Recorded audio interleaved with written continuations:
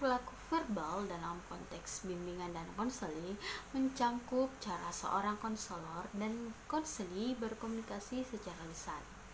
Ini melibatkan pendekatan seperti mendengarkan aktif, bertanya terbuka, memberikan umpan balik yang konstruktif, dan menggunakan bahasa yang mendukung dan membangun hubungan yang baik antara seorang konselor dan konselinya.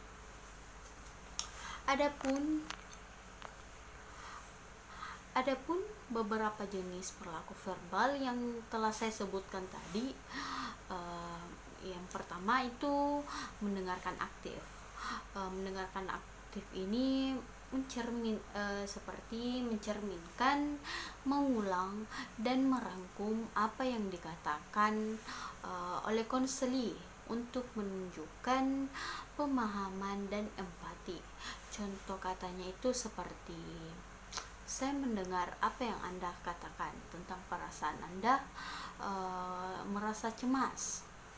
Yang kedua, ada bertanya terbuka dan pertanyaan tertutup.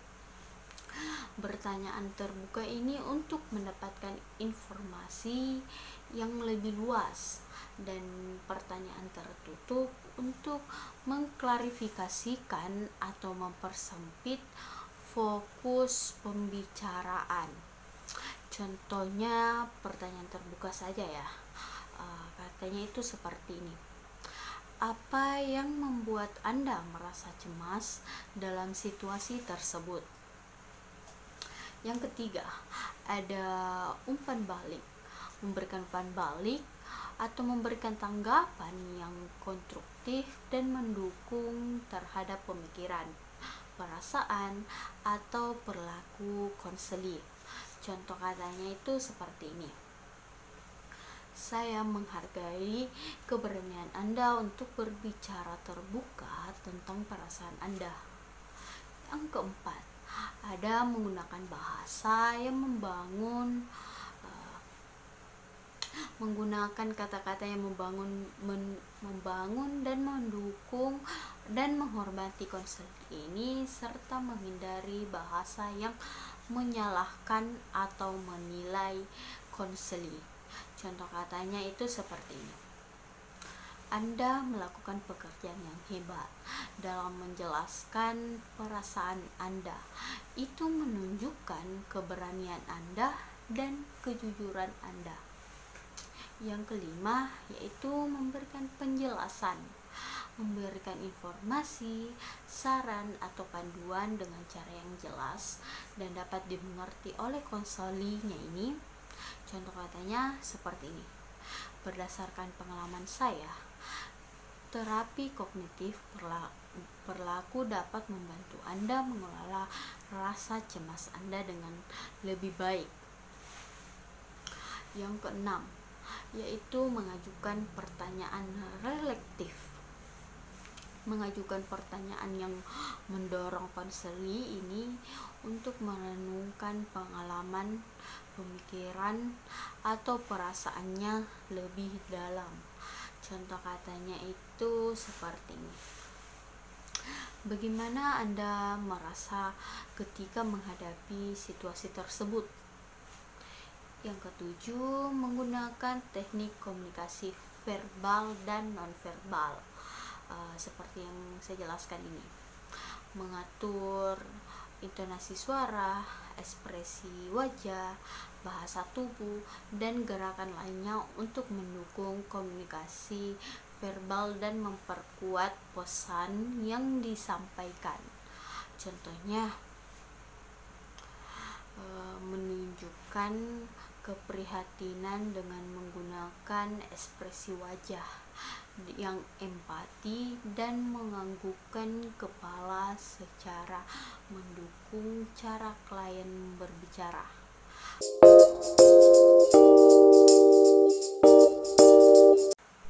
Tidak hanya perilaku verbal, perilaku non-verbal juga ini sangat penting dalam bimbingan konseling, karena dapat memberikan informasi tambahan tentang perasaan, pemikiran, dan keadaan emosional konseling.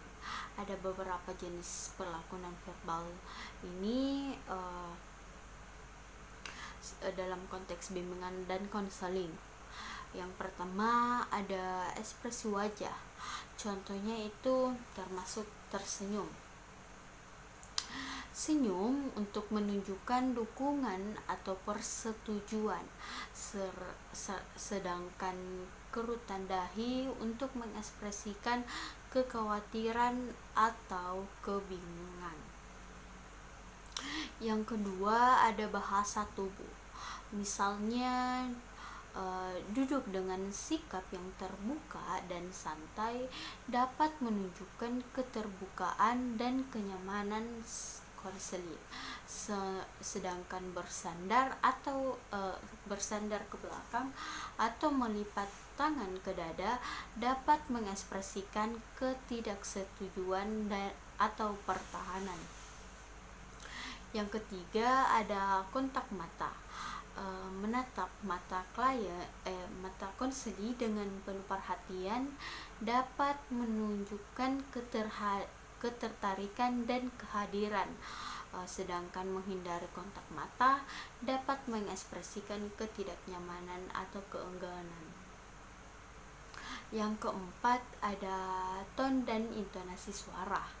Intonasi yang hangat dan penuh empati dapat menunjukkan dukungan dan pengertian, sementara ton yang dingin atau mengecilkan intonasi suara ini dapat mengekspresikan ketidaksetujuan atau kekesalan.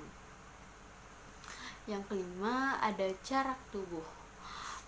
Menyesuaikan jarak fisik dengan konseli sesuai dengan preferensi budaya dan pribadi mereka dapat menunjukkan rasa hormat dan kenyamanan, sedangkan menjaga jarak yang terlalu dekat atau terlalu jauh dapat mengekspresikan invasi pribadi atau ketidaknyamanan.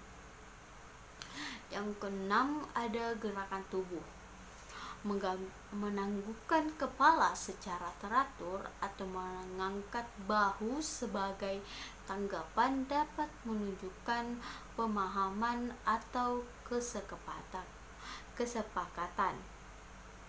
Sedangkan menggelengkan kepala atau menghindari gerakan tubuh dapat mengekspresikan ketidaksetujuan atau ketidaknyamanan. Yang ketujuh ada kecepatan dan ritme. Mengikuti kecepatan dan ritme bicara konseli dapat menunjukkan perhatian dan keterlibatan, sedangkan berbicara terlalu cepat atau terlalu lambat dapat mengekspresikan kegelisahan atau ketidakminatan.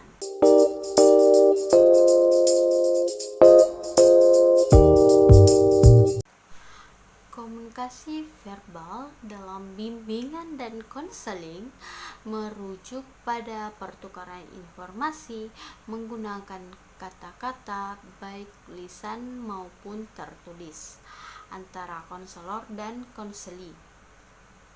Komunikasi verbal yang efektif dalam bimbingan dan konseling memungkinkan konselor dan konseli ini untuk saling memahami, berkolaborasi, dan mencapai tujuan yang ditetapkan dalam proses konseling.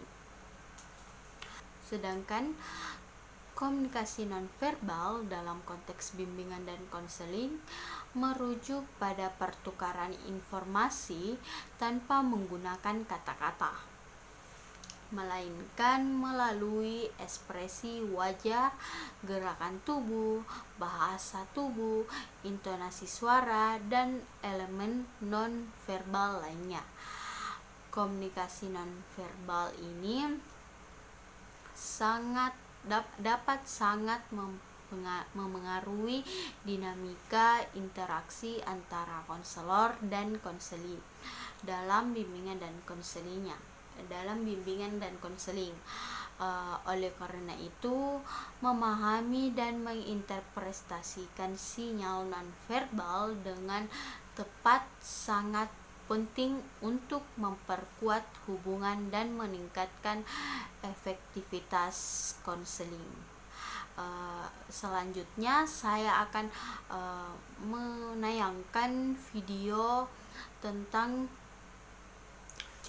atau contoh bagaimana perilaku verbal, nonverbal, komunikasi verbal dan nonverbal itu ada dalam satu video tersebut. Selamat menyaksikan.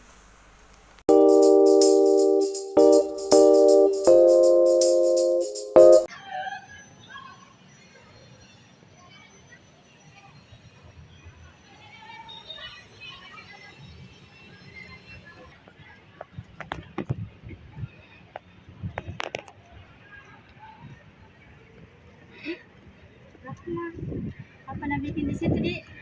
Sana Kak deh.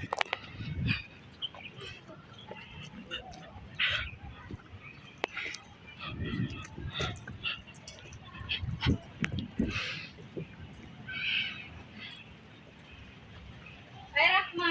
Hai. Apa nak bikin di sini Rahma? Tunggu mata kuliah selanjutnya.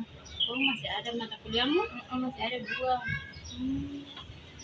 Kira saya ada mau tunggu orang di sini, temanmu. Tidak ada. Kau ya aku ambil di sini. Muka ini masuk kuliah, ada mata kuliahku. Cuman kayaknya belum ada dosennya ini. Mata kuliah apa? Kesini Kak, konseling kognitif. Ada kuliah tadi temanmu naik. Iya, cuman katanya belum ada dosennya. Iya Rahma, nggak ada cerita gitu teman-teman tak, nggak ada pernah ketemu kok. Ada dulu. Itu teman tak yang perempuan itu yang biasa dibully dulu. Dia sudah gak ketemu deh. Cantik sekali sekarang. Baru ini tidak pernah mak ketemu lo, padahal lama mikir cari. Itu yang biasa dulu ku gebet waktu di SMA Ki. Oh, gebetanmu? Iya, tidak pernah mak ketemu, astaga. Tidak pernah mak juga lihat Ki, bahkan kontaknya tidak pernah mak di grup kelas juga alumni enggak nih. Perasaan juga itu, kalau nggak salah lihat Kak, pernah lewat IG-nya di di IG-ku. Terus apa nama IG-nya? Namanya nama panjangnya toh. Terus Kayaknya ada pacarnya deh. padahal lama mau tunggu sampai Kayak sekarang. baru juga pacaran sama pacarnya. Padahal lama mau tunggu. Bucin banget. Nggak bisa banget. Lupakan nih, karena ada juga pacarnya. Masih banyak cowok lain yang bisa jadi gebetanmu. Oh iya Pale, duluan Kak Di, karena ada dosenku. Hati-hati. Dah Rahma. Dah.